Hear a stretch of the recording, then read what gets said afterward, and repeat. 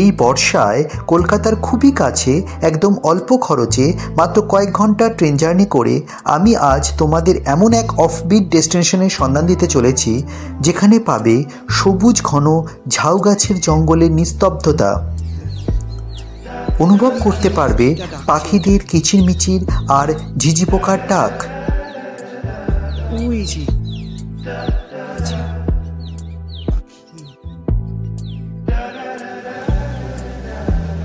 আর সেই নিস্তব্ধতা হার মানবে উত্তাল সমুদ্রের গর্জনের কাছে।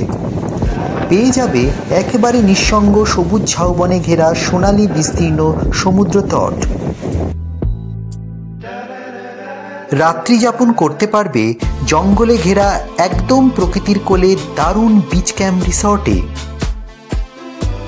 স্বাদ গ্রহণ করতে পারবে অথেন্টিক সব উড়িয়া ডিশ। এছাড়াও পুজো দিতে পারবে এখানকার বিভিন্ন মন্দিরে। ঘুরে দেখতে পারবে এখানকার ঐতিহাসিক ঐতিহ্যশালী রাজবাড়িতে। এখানেই শেষ নয়, দেখতে পাবে নীলচে সবুজ পাহাড়ের সারি, যেন তার দীর্ঘ সময়ের অস্তিত্বকে প্রমাণ দিচ্ছে। অনুভব করতে পারবে মেঘ আর পাহাড়ের স্নিগ্ধ প্রেমালাপের অনুভূতিকে। মন তোমার হারিয়ে যেতে বাধ্য এখানকার অপূর্ব ল্যান্ডস্কেপ দেখে। তোমার মন চঞ্চল হয়ে উঠবে ছোট বড় নাম না জানা পাহাড়ি ঝর্ণা দেখে। তোমার তন্দ্রাচ্ছন্নতা কেটে যাবে বর্ষার পাহাড়ি নদীর স্রোতের গর্জনে। জঙ্গলে ঘেরা পাহাড়ের চূড়ায় ট্রেকিং করে অতি দুর্গম স্থানে অবস্থিত ঝর্ণার জলে নিমজ্জিত সুপ্রাচীন বাবা ভোলানাথকে স্পর্শ করে পূজা দিতে পারবে। সন্ধান দেব অতি দুর্গম আরও ঘন জঙ্গলে ঘেরা পাহাড়ে ট্রেকিং করে এক শক্তিপীঠ স্থানের। পুরো ঘন জঙ্গল, ডেন্স ফরেস্ট। আর মা বলেছে বাবাকে যখন দেখেছি মাকেও দেখবো। তো বাবার সময় লাঠি ছিল, কিন্তু মা মনের জোর বলছে না, লাঠি লাগবে না, এমনি উঠবো আমি। দেখাবো মায়ের স্থানের অপূর্ব দৃশ্য। বিশাল টুইস্ট আছে। টুইস্ট হচ্ছে যে রাত্রিবেলা জঙ্গলে কালকে থেকে নাকি হাতি বেরোচ্ছে, জঙ্গলি হাতি। পাহাড় আমি দেখাচ্ছি, এই যে পাহাড়, এটা কিন্তু পুরো জঙ্গল এরিয়া, নাকি জঙ্গলি হাতি বেরিয়েছে। আমি জানি না কপালে কি আছে।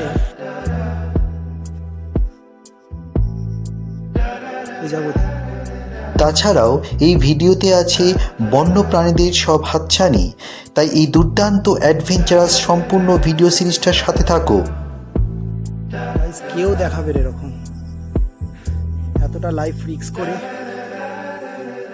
কেউ দেখাবে না। আমরাই এসেছি, আমি আর সুব্রত সাহস করে ডেন্সড ফরেস্টে আমরাই এসেছি। কেউ আসেনি, কোনো ইউটিউবার আসেনি। আপনারা অবশ্যই তবে একা আসবেন না, খবরদার। অনেকজনকে নিয়ে আসবেন একসাথে। ঠিক আছে? এই দেখো, এই দেখো হাতির পায়েছে। তাহলে এই ভ্রমণ সিরিজটার গল্প শুরু করা যাক। আগের পর্বে তোমাদের দেখিয়েছিলাম বাগদা সি সাফারি বিচ ক্যাম্পে দারুণ অ্যাম্বিয়েন্সে বসে দুপুরের এলাহি খাবারের স্বাদ গ্রহণ করার অভিজ্ঞতা। রান্না খুব সুন্দর, প্রত্যেকটা রান্না ভালো। জানিয়েছিলাম এই বিচ ক্যাম্পের সমস্ত খুঁটিনাটি তথ্য। উপভোগ করিয়েছিলাম ঘন ঝাউবনের নিস্তব্ধতা আর ঝিঝি পোকার ডাক। দেখিয়েছিলাম সন্ধ্যার সোনালি বাগদা বিচের সৌন্দর্য। সন্ধ্যায় ছিল ঘন দুধের চা, আলুর পকোড়া আর পত্রপোড়া চিকেনের ঝোড়ো ইনিংস। দেখিয়েছিলাম আমাদের রাতের হালকা খাবারের মেনু। উপভোগ করিয়েছিলাম স্নিগ্ধ সকালে ঝাউবনে পাখিদের কলরব আর বাগদা বিচের অপরূপ সৌন্দর্য। তাই যারা যারা এখনও এই পর্বের ভিডিও দেখোনি, আমি লিঙ্ক ডেসক্রিপশন বক্সে দিয়ে রেখেছি, ক্লিক করে দেখে নিতে পারো। তাহলে আমার এই ভ্রমণ কাহিনীর তৃতীয় পর্বের গল্প শুরু করি। সকালবেলা চলে এসেছি, সকালবেলা জল খাবার খাচ্ছি, আর এখন আমরা বেরোবো। অনেক লেট হয়ে গেছে, 8:30 8টায় বেরোবার কথা, এখন 9:15 বাজে। আমরা তো বিচে গেছিলাম, সেই জন্য লেট হয়ে গেছে। সুব্রত খাচ্ছে লুচি আর তরকারি, ডিম আর হচ্ছে মিষ্টি, ঠিক আছে। আমি তো রুখা শুকা মানুষ, তো আমি তো লুচি খাই না, সেই জন্য আমি খাচ্ছি মুড়ি, তরকারি, ডিম আর হচ্ছে মিষ্টি। তো এই হচ্ছে আমাদের ব্রেকফাস্ট। আয়োজন খুবই ভালো, তো ঝটপট খাবো ব্রেকফাস্ট আর বেরোবো, ঠিক আছে। কেমন সুব্রত? ভালো। আর উড়িষ্যার মিষ্টি বিখ্যাত, ঠিক আছে। আর এই আলুর তরকারির মধ্যে একটু ছোলা রয়েছে আর মিষ্টি গাজরও রয়েছে, ভালো। উড়িষ্যার মিষ্টি, আবার লাল মিষ্টি, খুবই বিখ্যাত।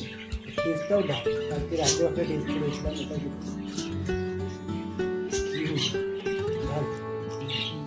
ঝটপট রিসর্টের বিল মিটিয়ে দিলাম।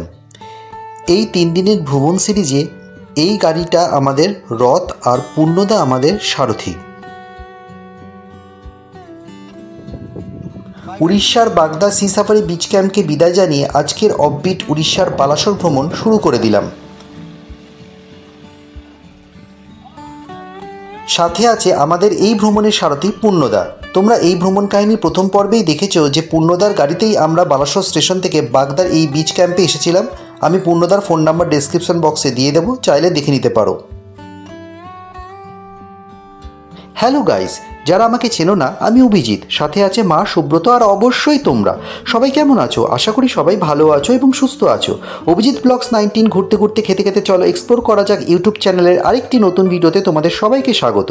আমরা এই বর্ষায় 3 দিন 3 রাত উড়িষ্যার বালাসোরে থাকবো, আর অফবিট সুন্দরী উড়িষ্যার বিভিন্ন জায়গায় এক্সপ্লোর করব, আর তার সমস্ত খুঁটিনাটি তথ্য তোমাদের সাথে ভাগ করে নেব। বিশাল বৃষ্টি হচ্ছে বাইরে, জানি না কি হবে। এই যে সুব্রত, শুধু হাই করে দাও। আর এই যে মা, কাজ বন্ধ, কাজ ঝাপসা হয়ে আসছে।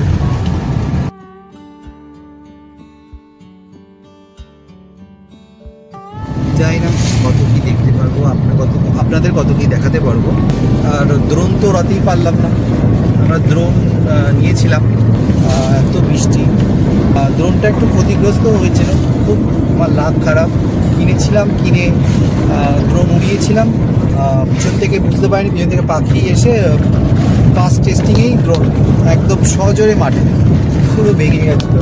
খুব মনটা খারাপ হয়েছিল যাওয়ার আগেই, এটা আপনাদের সঙ্গে শেয়ার করলাম। ট্যুরটা করার জন্যই দ্রোনটা কিনেছিলাম, কিন্তু দ্রোনের এরকম একটা ক্ষতি হয়ে গেছিলো। আমি ভেবেছিলাম তো দ্রোনটা চলবেই না, তা দ্রোনটা মোটামুটি একটু রিপেয়ার করেছি।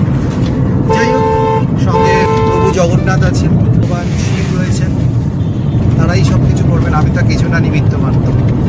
এতক্ষণ আপনাদের বৃষ্টি দেখাচ্ছিলাম না, এখন দেখুন বৃষ্টি নেই, এখানে বৃষ্টি হয়নি, দেখুন পুরো খটখটা। বর্ষাকালে শ্যুট হয়তো কিছু করা যায় না ঠিকই, অনেক সময় যেরকম চাইছি সেরকম হয়তো শ্যুট করা যায় না ঠিকই, কিন্তু এই যে প্রকৃতির যে এত চার করে প্রকৃতি এত ঢেলে দেয় এই বর্ষাকালে, তার সৌন্দর্য, চারিদিকটা সবুজ। আমরা যে জায়গায় আপনাদের আজকে আগের দিন মানে দেখেছি এবং আজকেও সকালবেলা দেখেছি, সেই ল্যান্ডস্কেপটা কিভাবে চেঞ্জ হয়ে যাবে আজকে আপনি দেখবেন, কল্পনাও করতে পারবেন না এই ল্যান্ডস্কেপটা কেউ চলবে। এই বালেশ্বর কেন, উড়িষ্যাকে ঢেলে সাজিয়েছে, ঢেলে প্রকৃতিকে সাজিয়েছে, আমরাই নষ্ট করি। এই যে অনেক ট্রাভেলার্সরা যায়, অনেকে ঘুরতে যায়, আমি দেখলাম, আপনাদের তখনও বললাম, বিচে নোংরা করে রেখে দিয়েছে, বিচ মানে প্লাস্টিক আবর্জনা ফেলে রেখে দিয়েছে। এটা করবেন না, আমি এর আগেও বলেছি, এটা করবেন না। আপনি প্রকৃতিকে ভালোবাসলে প্রকৃতিও আপনাকে ভালোবাসবে, ডেফিনেটলি। প্রকৃতি মা, কখনো ফেরায় না। আমরা যত প্রকৃতিকে প্লাস্টিক আবর্জনা দেব, আপনি চিন্তা করবেন, কিছুদিন আগে যখন করোনার পিরিয়ড হয়েছিল, আমরা কিন্তু প্লাস্টিকে আবদ্ধ হয়ে গেছিলাম, আমরা প্লাস্টিকে আবদ্ধ। প্রকৃতি কিন্তু তার যেটা হারিয়েছিল সেটা কিন্তু সে গেইন করে নিয়েছে। আমরা যা দেব প্রকৃতি কিন্তু সেটা আমাকে রিটার্ন ব্যাক করবে, সুদে আসবে, সেটা মাথায় রাখবেন। সেই জন্য প্রকৃতিকে ভালোবাসবেন, প্রকৃতি মা, প্রকৃতি আপনাকে ঢেলে দেবে, প্রকৃতিকে নষ্ট করবে। যান, ঘুরুন, প্রকৃতিকে দেখুন, উপভোগ করুন, আনন্দ করুন, প্রকৃতিকে দুহাত ভরে উপভোগ করুন, দুহাত ভরে। কিন্তু গিয়ে এরকম প্রকৃতিকে নষ্ট করবে। অনেককেই দেখেছি আমরা কিছু খেয়ে, প্লাস্টিকে কিছু খেয়ে ফেলে দিচ্ছি রাস্তায়, রাস্তা আবর্জনা করছি, মাটি আবর্জনা করছি। আপনারা সঙ্গে প্লাস্টিক রাখবেন, আপনারা এত কিছু ক্যারি করেন, একটা প্লাস্টিক রাখতে পারেন না?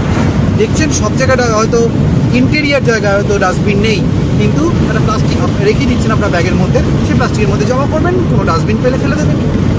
জানি না কতটা ঠিক বললাম, না ডেফিনেটলি ঠিক করেছি। এটা কিন্তু মানতেই হবে, আপনাদের স্বীকার করতে এবং এটা আপনারা অনুসরণ করুন, ভালো হবে। আজ আমাদের প্রথম গন্তব্য ক্ষীরচোরা গোপীনাথ মন্দির।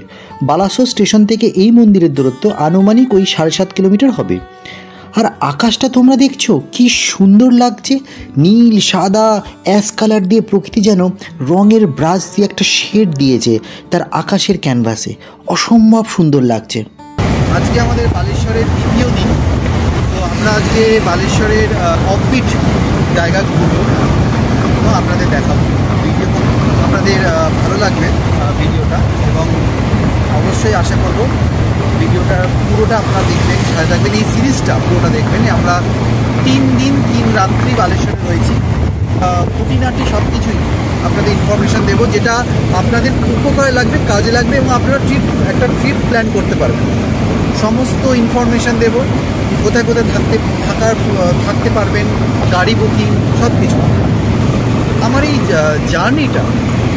জার্নির দুপাশে যে প্রকৃতি, সব কিছু রিলেটেড যত কিছু আছে সব কিছু দেখাতে ভালো লাগে। হয়তো ভিডিওটা লেন্দি হয়, কিন্তু ভিডিওটা আপনার উপকার লাগবে, আপনি আনন্দ করতে পারবেন যদি আপনি প্রকৃতিকে ভালোবাসেন। সঙ্গে থাকুন। সুব্রত তো যোগনিদ্রায় ব্যস্ত, অর্থাৎ ঘুম দিয়ে দিচ্ছে সকালবেলা। আমরা খুব ভোরে উঠেছিলাম, আজকে ঠিকমতো ঘুম হচ্ছে না কদিন। আগের দিন তো যেদিনকে এসেছিলাম সেদিনকে রাত্রিবেলা তো কোনো ঘুমাইনি, আমি গোছাগুছি করতে করতে সারা রাত ঘুমাইনি। তারপরে দিন ট্রেন 8:25 ট্রেন ছিল হাওড়া থেকে বালেশ্বর। আপনারা যারা দেখেনি ভিডিওটা, তারা আগের পর্বে আপনারা ভিডিওটা আমি লিঙ্ক ডেসক্রিপশন বক্সে দিয়ে দেবো। তো সারা রাত ঘুমোইনি, দেন এখানে চলে এসেছি। পুরো জার্নি, ট্রেন লেট, একদম যাতা অবস্থা।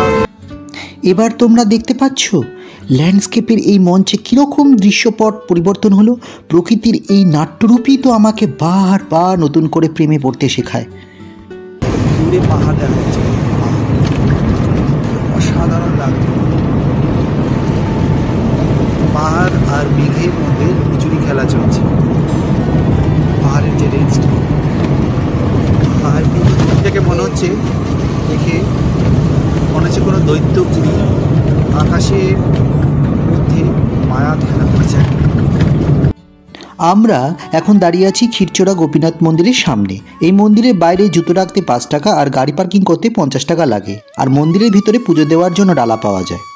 উৎকলের রাজা লাঙ্গুল নরসিংহদেব 13শ শতাব্দীতে চিত্রকূট থেকে এই দেবতাকে রেমুনে নিয়ে আসেন এবং প্রতিষ্ঠা করেন।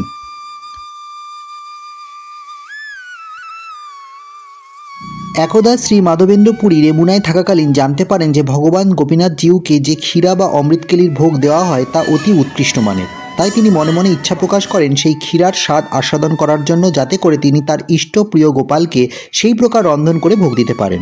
কিন্তু তিনি তার মনের ইচ্ছা কারো কাছে প্রকাশ না করে মন্দির থেকে প্রস্থান করেন। এরপর ভগবান শ্রী গোপীনাথ জিউ মন্দিরের পুরোহিতকে স্বপ্নাদিষ্ট দিয়ে বলেন যে মাধবেন্দ্র পুরীর জন্য তিনি একটি ক্ষীর পাত্র চুরি করে পর্দার আড়ালে লুকিয়ে রেখেছেন, সেই পাত্রটি যেন মাধবেন্দ্র পুরীকে দেওয়া হয়। মাধবেন্দ্র পুরীর জন্য তিনি ক্ষীরা চুরি করেছিলেন বলে তার নাম হয় ক্ষীরচোরা গোপীনাথ জিউ।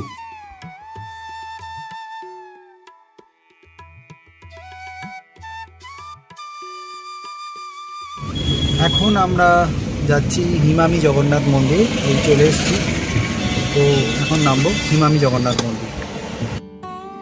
হিমামি জগন্নাথ মন্দিরের মূল গেটের বাইরে তোমরা পূজা সামগ্রী পেয়ে যাবে। মন্দির খোলা এবং বন্ধ হওয়ার সময়সূচি দিয়ে দিলাম, ভিডিও পজ করে দেখে নিতে পারো। আমরা এখন প্রবেশ করছি হিমামি জগন্নাথ মন্দিরে। হিমামি গ্রুপের যুগ্ম চেয়ারম্যান শ্রী রাধেশ্যাম আগরওয়াল এবং শ্রী রাধেশ্যাম গোয়েঙ্কা একজন বিখ্যাত স্থপতি এবং পদ্মবিভূষণ শ্রী রঘুনাথ মহাপাত্রকে মন্দিরটি নির্মাণের দায়িত্ব অর্পণ করেছিলেন। 2015 সালের প্রথম দিকে বালগোপালপুরে শ্রী রঘুনাথ মহাপাত্রের নির্দেশনায় 30 জন সুদক্ষ কারিগরের অক্লান্ত পরিশ্রমে মন্দিরটি সম্পন্ন হয়। এখন আমরা প্রবেশ করবো, এখানে পা ধুয়ে ঢুকে যেতে হবে, পা ধুয়ে।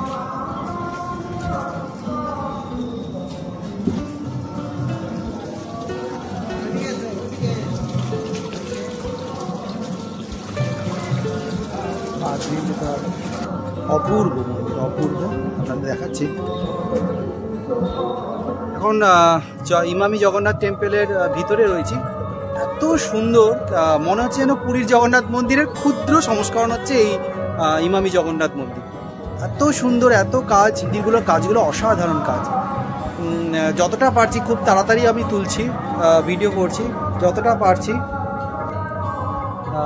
তো এই যে আমাদের পিছনেই হচ্ছে ইমামি জগন্নাথ মন্দির, দেখেছেন? পুরো জয় জগন্নাথ, জয় জগন্নাথ। পুরো এখানে পুরো গ্রিনারি, পুরো গার্ডেন রয়েছে।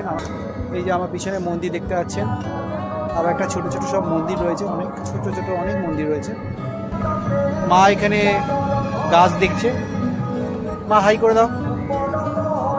খুব সুন্দর এখানে। আমি যত ভিডিও করছি ততই মানে মুগ্ধ হয়ে যাচ্ছি, কোনটা ছেড়ে কোনটা দেখাবো, এত সুন্দর লাগে। আর সবুজ, পুরো সবুজ চারিদিক, খুব নিট অ্যান্ড ক্লিন, খুব সুন্দর। তো এখানকার রাতের ভিউটা অত্যন্ত ভালো, কিন্তু আমি রাতের ভিউটা আমি জানি না আসতে পারবো কি না। যদি আসি তো আপনাদের অবশ্যই দেখাবো এর রাতের ভিউটা। এই দেখুন জগন্নাথ মন্দির, আমার পিছনেই রয়েছে জগন্নাথ মন্দির। জয় জগন্নাথ, অসাধারণ। এই মন্দিরটি বিশ্ববিখ্যাত কোণার্ক মন্দির এবং রথ নন্দীঘোষের স্থাপত্য কীর্তি সংমিশ্রণে নির্মিত। মন্দিরের নিচে সূর্য মন্দিরের জাদুকরী এবং চমকপ্রদ স্থাপত্য নকশা স্থান পেয়েছে। মন্দিরটি 16টি চাকার উপর স্থাপন করা হয়েছে এবং 4টি ঘোড়া দ্বারা পরিচালিত করা হয়েছে। মন্দিরের উচ্চতা প্রায় 75 ফিট। মন্দিরের দেওয়ালগুলি বাউলমালা পাথর এবং সহন পাথর দিয়ে সজ্জিত করা হয়েছে সুন্দর হস্তশিল্পের এক অপূর্ব সংমিশ্রণে। মন্দিরের ভিতরে কালো গ্রানাইট স্থাপন করা হয়েছে। মন্দিরে 4টি দরজা রয়েছে এবং গরুর স্তম্ভটি প্রধান ফটকে অর্থাৎ সিংহদ্বার অবস্থিত। মন্দিরে মুখশালা, নাট মন্দির, গর্ভগৃহ অর্থাৎ প্রধান মন্দির রয়েছে। রত্নসিংহাসনে কাল ঠাকুর প্রতিস্থাপন করা হয়েছে। নীলচক্রটি দধি নৌটিতে অবস্থিত এবং পতিতপাবন বান অর্থাৎ পতাকা উড়ছে।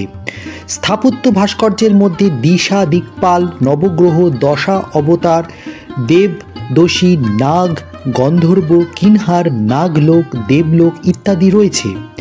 এটি পঞ্চরথের কাঠামোয় নির্মিত হয়েছে। মন্দিরের স্থাপত্য নকশায় 1টি রথ অর্থাৎ 3 মাথার মন্দির, 2টি রথ, 3 রথ অর্থাৎ মুক্তেশ্বর এবং 5 রথ অর্থাৎ পুরী শ্রীমন্দির, সপ্তরথ অর্থাৎ কোণার্ক মন্দির ইত্যাদি পাওয়া যায়। এছাড়াও মন্দিরের ভাস্কর্যে লক্ষ্মী, নারায়ণ, হরপার্বতী, গণেশ, কার্তিক, হনুমানের মতো অন্যান্য দেবদেবীর মূর্তিও পাওয়া যায়। মন্দিরের পাথরে সুন্দর শাস্ত্রলিপি, নৃত্যভঙ্গিতে মেয়েদের এবং বিভিন্ন প্রাণী খোদাই করা হয়েছে।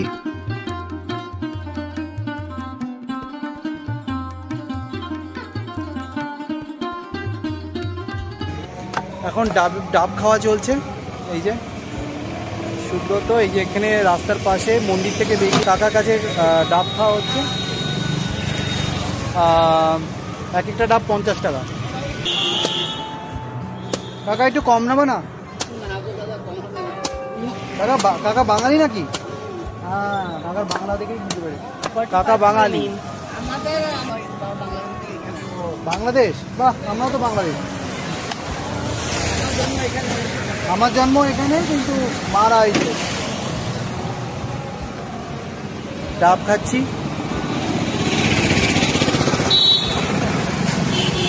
বাহ, ভালো মিষ্টি। মালাই আছে তো কাকা, না ভেতরে? খুব সুন্দর খেলাম। কাকা বাঙালি, ভারতবর্ষের যেখানেই যান বাঙালি, বা পৃথিবীর যেখানেই যান বাঙালি রাজত্ব করছে। ডোন্ট আন্ডার এস্টিমেট বাঙালি।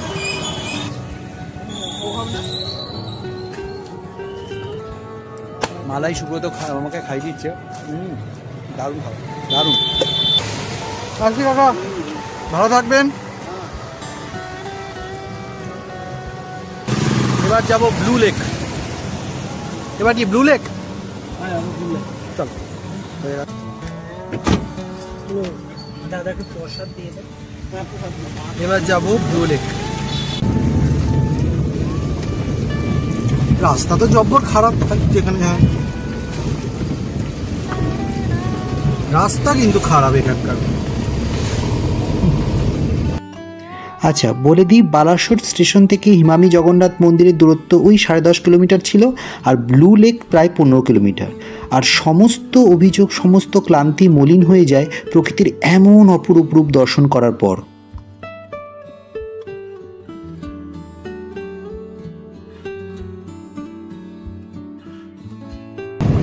রাস্তাটা দেখুন, চারিপাশে সবুজ জঙ্গল, বন, আর মাঝখানে রাস্তা। ল্যান্ডস্কেপটা অসাধারণ, কিভাবে চেঞ্জ হচ্ছে দেখেছে ল্যান্ডস্কেপটা। আমার তো অসম্ভব সুন্দর লাগছে। আর পাশে এই যে পাহাড়, এটাই হচ্ছে নীলাগিরি পাহাড়। এই পাহাড়ে তো হাতি ফাতি থাকে না? জানি। হ্যাঁ, পাহাড়ে পুরো জঙ্গল তো, হাতি, চিতাবাঘ।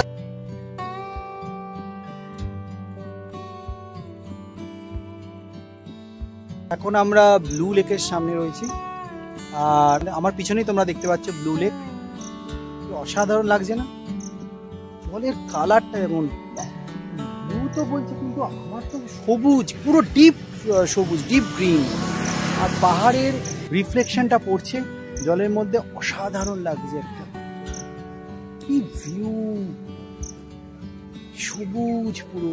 এইখানে দেখুন, এইখানে একটা ছোট্ট একটা পাহাড়েরই একটা অংশ আছে, তার দ্বীপের সৃষ্টি হয়েছে। দারুণ লাগছে না? পুরো এই রেঞ্জটা হচ্ছে নীলাগিরি পাহাড়। প্রকৃতির এই সৌন্দর্য নিয়ে কোনো ক্যাপশনই যথেষ্ট নয়। প্রকৃতি তার নিস্তব্ধ স্বর্গীয় রূপ নিয়ে ব্যস্ত, আর আমি প্রকৃতির এই অপূর্ব রূপে মুগ্ধ।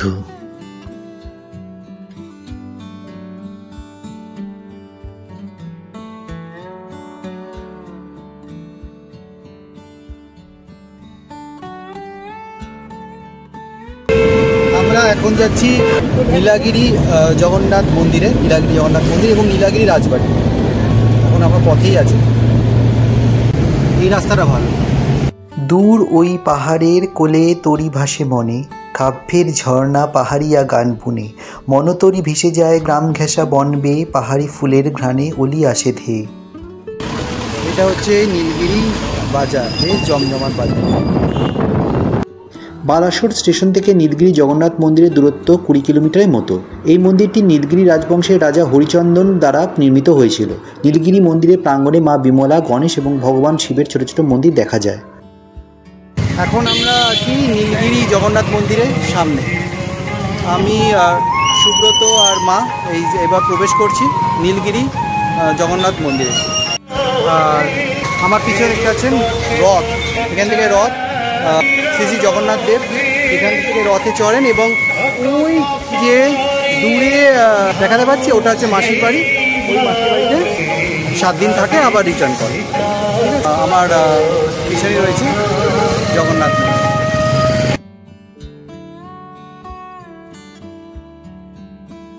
ভেতরে ফটোগ্রাফি অ্যালাউ নেই, তাই ভিতরে মন্দিরের ভিডিওগ্রাফি করতে পারলাম না, আপনাদেরও দেখাতে পারলাম না। খুব অত্যন্ত শান্তি পেয়েছি এখানে। আমরা ভেতরে প্রসাদও গ্রহণ করলাম, সাত্বিক আহার, একটা 3-4 রকমের তরকারি, ভাত মানে অন্ন, তারপরে হচ্ছে পরমান্ন, এগুলো দিয়ে একটা সাত্বিক আহার গ্রহণ করলাম। 70 টাকা করে প্রাইস পার পার্সন, কিন্তু সত্যি বিশ্বাস করুন আনলিমিটেড। অত্যন্ত সুস্বাদু সাত্বিক আহার, অত্যন্ত সুন্দর, ভালো ব্যবস্থা ভেতরে।